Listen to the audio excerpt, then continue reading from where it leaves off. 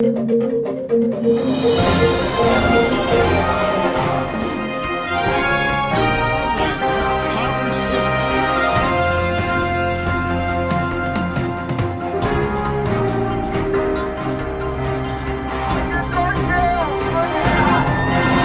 me an up-close and personal view.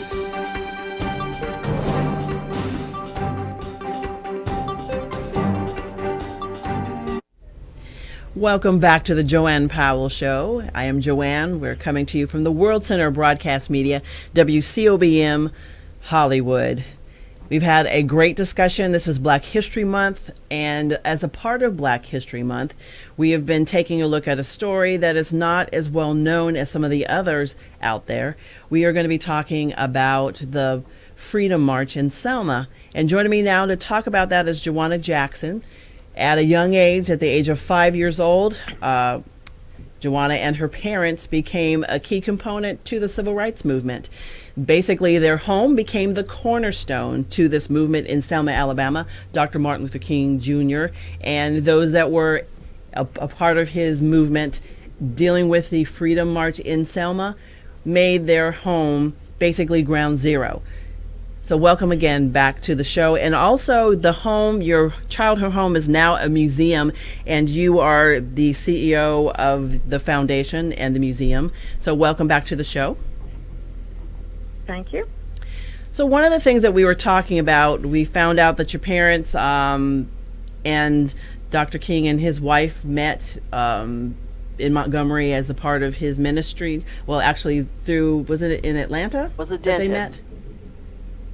No, they met in Montgomery. Okay, Montgomery. That's through a relative of my mother's. And from that, when it came to the movement, Dr. King asked your dad or your parents if it'd be okay if they could use your home as pretty much ground zero for the movement. And at the time, just doing a little history, we have some video kind of also that we can show of the home and what was going on in Selma at that time. Basically, if you were a black person, you could not vote in Selma. So that was the movement. People were going to try and register and vote, were being turned away. There were situations where there was a lot of violence. There were people who were killed for this movement. And Dr. King and his group of people, a lot of people that were key and instrumental to the civil rights movement, came to Selma to arrange this march to make a difference. And it actually led up to negotiations were happening at your house with President Johnson even for the voters registration, the Voters' Right Act of 1965. So take us back to the time. What was it like in your home? I mean, you had a lot of religious leaders, civil rights leaders, and world leaders that came in your home, and that was kind of commonplace for you at 5 years old when this is happening. What were you thinking, or what goes through a 5-year-old's mind at that point? Well, I will share with both you and your audience. One day, a gentleman came to the front door, and of course I was not old enough or tall enough to open the front door, and I went scurrying to my mother saying, "Please let Santa Claus in. Please let Santa Claus in." And I did not realize that the person that I thought was Santa Claus was Archbishop Akarius, who had traveled from Greece. He was the Greek Orthodox bishop traveling to America to visit with Dr. King to give him counsel about the upcoming March on Voting Rights Act. And as you can imagine, so many different leaders came, and he was welcomed into the house, and it took someone about 30 to 45 minutes to convince to me that this person was not Santa Claus.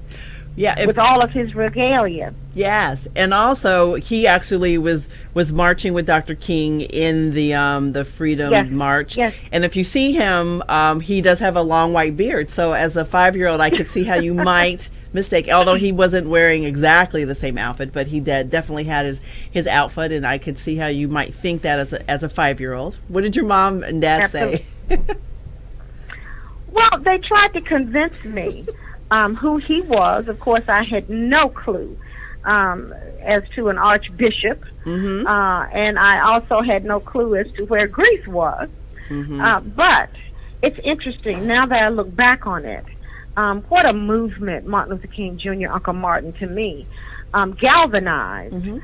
Here we are in a time looking at the possibility of walls and borders. And, I can remember a time when, this country welcomed everyone in search of justice and peace and freedom. That's what I learned as a young child. People coming together from all parts of this globe to ensure that we would be borderless and that we would know no boundaries and that people could be free to have a better life and to build bridges of understanding. Now, there is a kind of a funny story in one of the bedrooms where Dr. King stayed. He had a kind of a meeting with a lot of key components, and they were all decided to have this meeting on the bed that he slept on. So there were all these men sleeping on the bed, and something interesting happened. Why don't you tell us that story? Well, in living in this house, Uncle Martin slept in just about in all of the beds in this home. But one particular evening, he was having a staff meeting in the front bedroom of the Jackson home. And there must have been 10 or 12 people in the room. And my mother was in another section of the home. And she heard this loud noise. And of course, the emergency plan always was to find me and take me to safe haven. Once she did that, then she was free to find out, what the problem was. And she made her way to this bedroom, and when she opened the door, she found Uncle Martin and his brother, A.D. King, as well as Ambassador Andrew Young, all on the floor. The bed had broken. There were so many people on the bed with Uncle Martin discussing a wide variety of things. And my mother peeped in this room, and then they erupted in laughter. And once she realized that no harm had come to anyone in the room, Uncle Martin looked at her and simply said, "Jean, I told them not to eat so many of your biscuits. Now look at what they've done.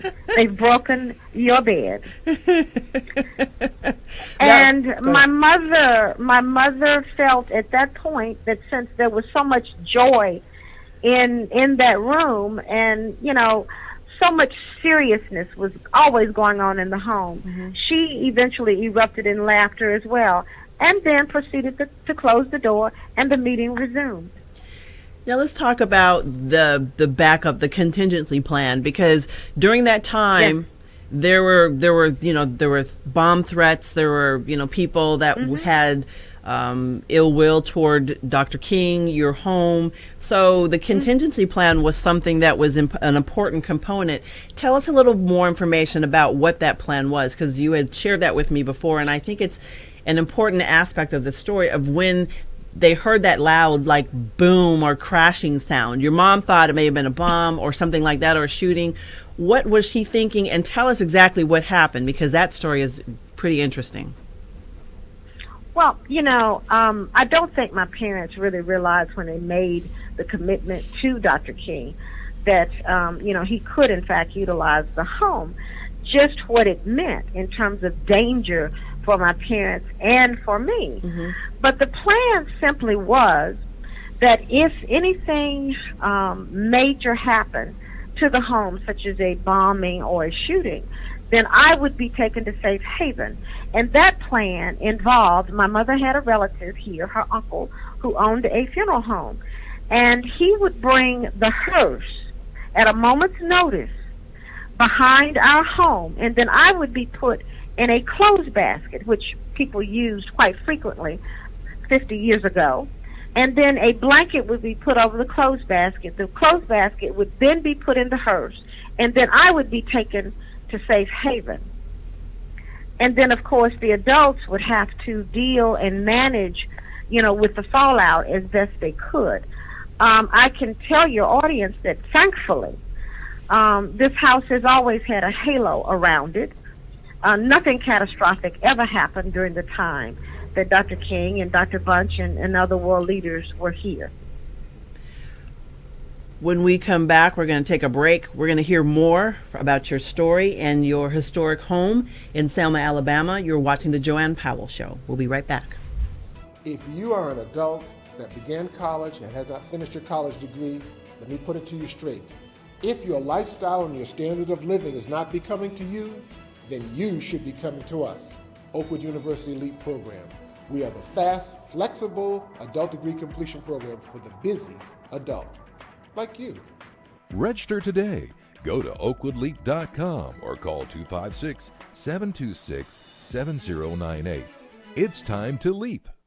For years, people have trusted McKay's Family Mortuary. We're part of your community and we'll take care of the details. We offer a variety of memorial services, including sea scattering and cremation. According to the Federal Trade Commission, the average funeral cost is over $9,000. We have complete funeral chapel service starting at only $31.25, casket included. Direct cremation starting at only $9.95. Visit one of our 5 locations and meet our caring and diverse staff. McKay Family Mortuary. Let us be the shoulder to lean on. Thanks to Oakwood University and the LEAP program, I have now a college degree. So to the Spanish-speaking members of this community who feel that the LEAP program is something you should consider, I would say, ánimo a la universidad. Considere el programa LEAP de Oakwood University. Go to oakwoodleap.com or call 256-726-7098. Seize the Day Scuba for your best scuba experience above and below the sea. You'll find friendly staff, experienced PADI certified instructors, and state-of-the-art scuba equipment and gear. Join our dive club and we'll help you plan memorable scuba excursions. Immerse yourself. Seize the Day Scuba, serving Southern California. Call 949-220-0500 to create your scuba experience. When I first started into the program, yes, I had doubts. I was really impressed with Oakwood University, with the faculty and the staff and the student body. It was a really good experience, and I would definitely recommend it to anyone who was thinking about going back and finishing their degree. Register today. Go to oakwoodleap.com or call 256-726-7098.